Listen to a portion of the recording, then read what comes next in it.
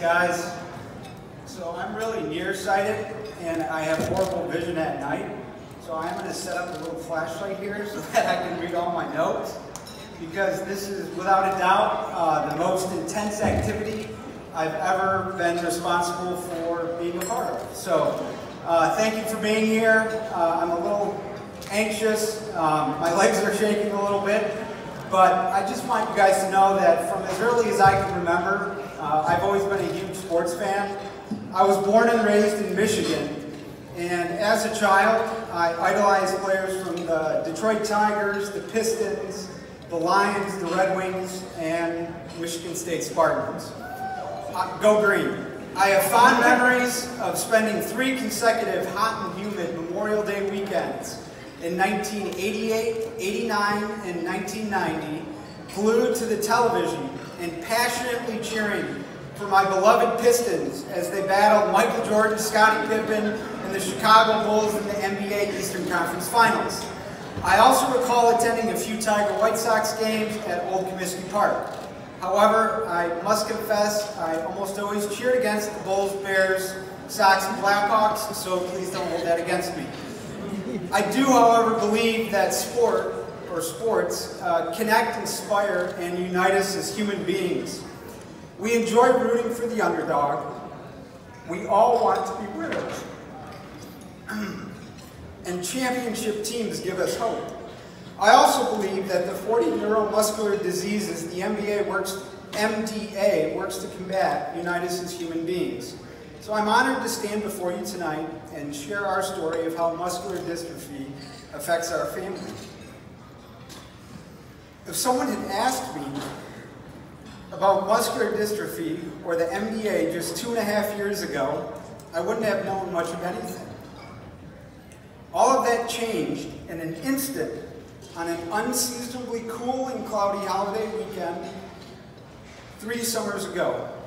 But before I get into that story, let me tell you a little bit about my family. They're seated over there at table 4 or 5. They're waving. My wife, Sarah, she and I have been married for 14 years. We have 3 kids. Grace is 9, going on 19. She's in 4th grade. Jackson is 6, and he's a 1st grader. And precious Andrew is 4, and he attends preschool. When Andrew was born, literally a stone's throw from here at Elmhurst Hospital, we had no indication that anything was wrong. We had a normal, uneventful delivery. I joked with my wife that she was a professional pregnant person because she never complained, and it was just like nothing, not a big deal to her. So, professional pregnant lady, that's my wife. We had a normal, uneventful delivery, and everyone always commented on how cute and adorable Andrew was. We thought we had the perfect family with 3 healthy children. Both Sarah and I looked forward to raising our young family and participating with them in youth activities and sports. I hope to coach their teams and spend countless hours playing baseball with them in the front yard and shooting hoops in the driveway. As Andrew approached his 2nd birthday, Sarah grew increasingly concerned with how little Andrew didn't verbalize a lot of words and how inconsistently he walked independently. I didn't share Sarah's concerns and thought Andrew was just a classic 3rd child, letting his older siblings do several tasks for him and speak for him. All of that said, Sarah continued to address her concerns with Andrew's pediatrician. On Andrew's 2nd birthday, Sarah took Andrew to the doctor for a standard 2-year checkup. During that appointment, the pediatrician and Sarah, based on her feedback, decided to administer a blood test that measures creatine kinase, or kinase, and it measures the level of CK in the bloodstream. A CK test gives a good indication if a child's muscles are developing normally. After Andrew had the blood draw, we all packed up our minivan and headed to Holland, Michigan to visit with friends and family. We were all excited about celebrating Andrew's birthday with extended family and just being able to relax and enjoy a long holiday weekend of boating, swimming, and fireworks.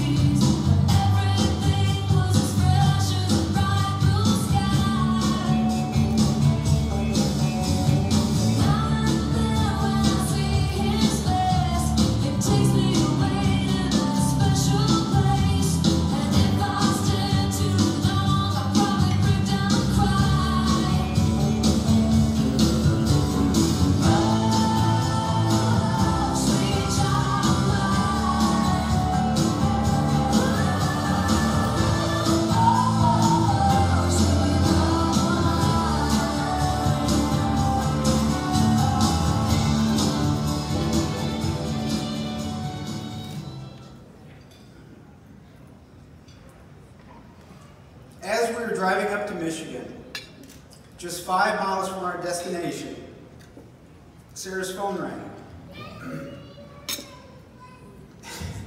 I hear you, Andrew.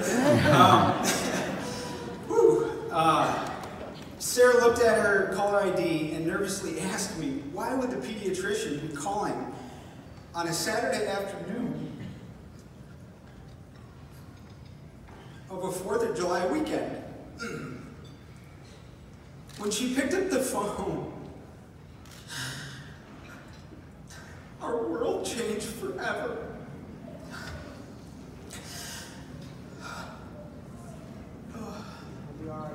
A normal CK test would come back with a reading of 2 to 400. What I couldn't hear on the other end of the line was the doctor telling Sarah that Andrew's CK test level was 24,000.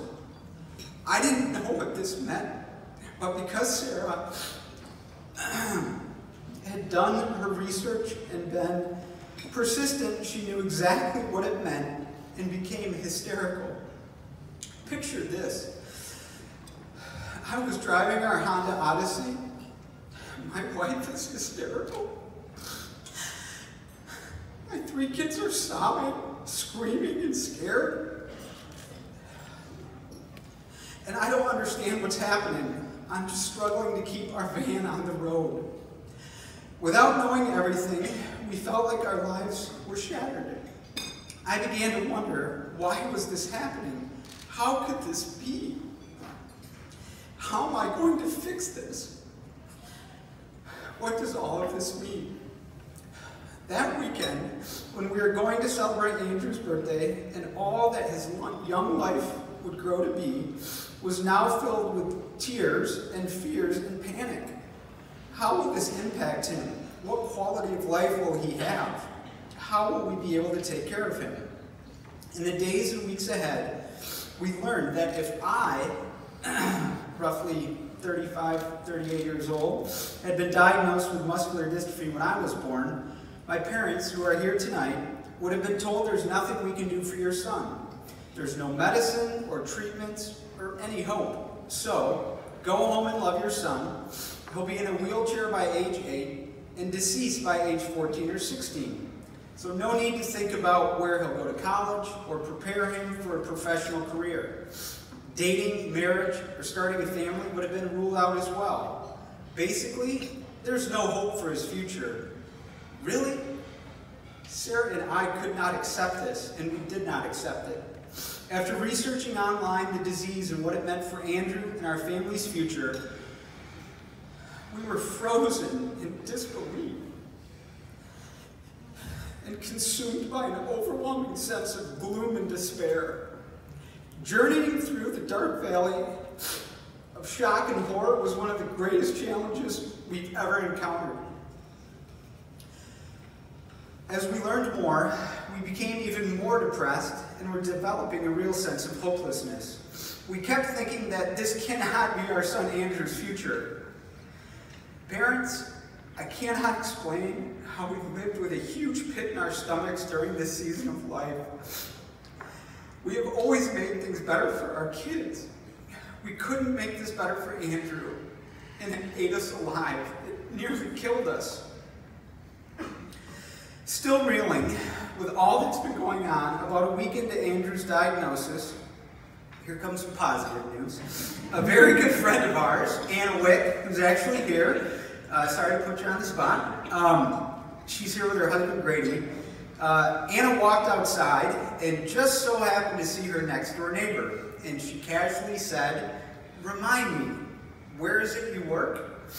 Sarah Coleman, who's also here tonight, was her neighbor and just so happened to be the executive director of the Chicagoland and Northern Illinois MDA office.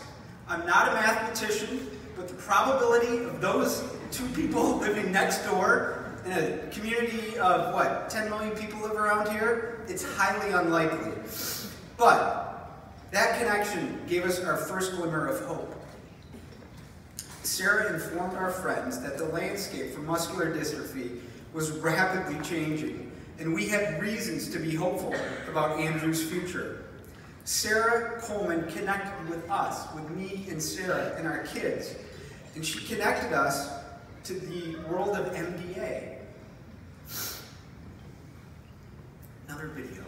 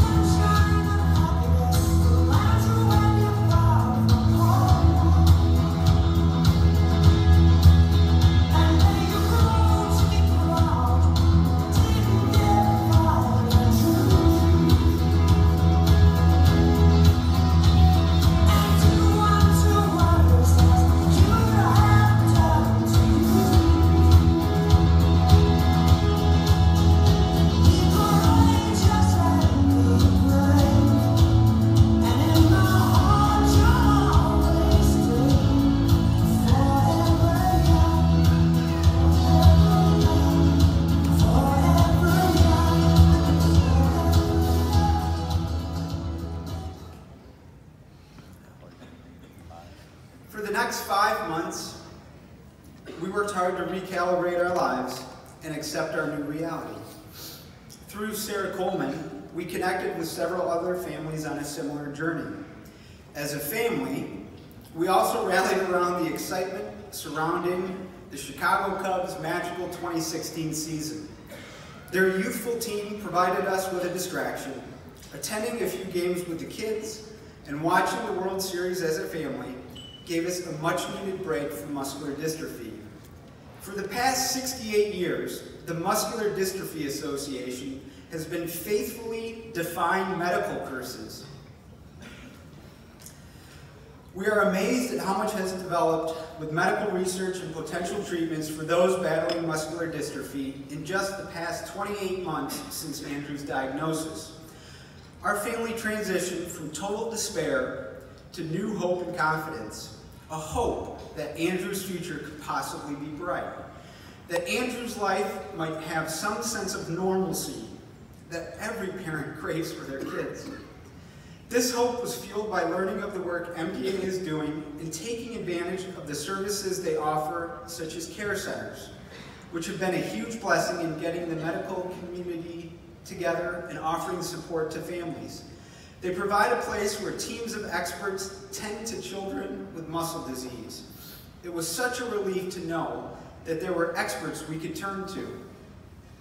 Because of the MDA and the strides being made in the treatment, research, and gene therapy technology involving muscle disease, we are confident that Andrew's life will be impacted by the research in the very near immediate future. Our goal as a family is to take this journey one day at a time,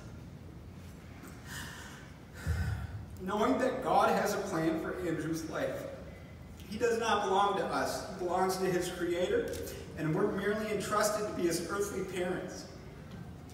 It's really hard to say that. We're grateful for the love, encouragement, and support of our family, friends, and other families dealing with neuromuscular disease. We're grateful for the professional athletes that are here tonight and are leading by example. There are so many other things to do on a Friday night in Chicagoland, and they're here in Oak Brook at Drury Lane supporting the boys and girls with neuromuscular disease.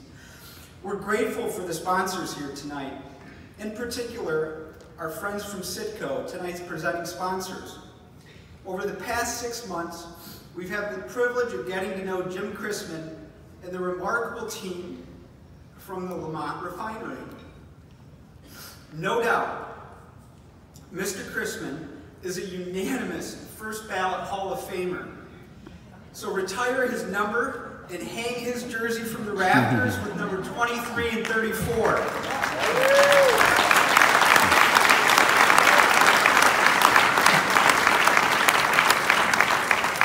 For those of you who don't follow sports, 23 is Michael Jordan, and 34 is Walter Payton. So, Mr. Chrisman, you'd be in great company. Jim is a legend with an incredible legacy of spreading hope, joy, and love.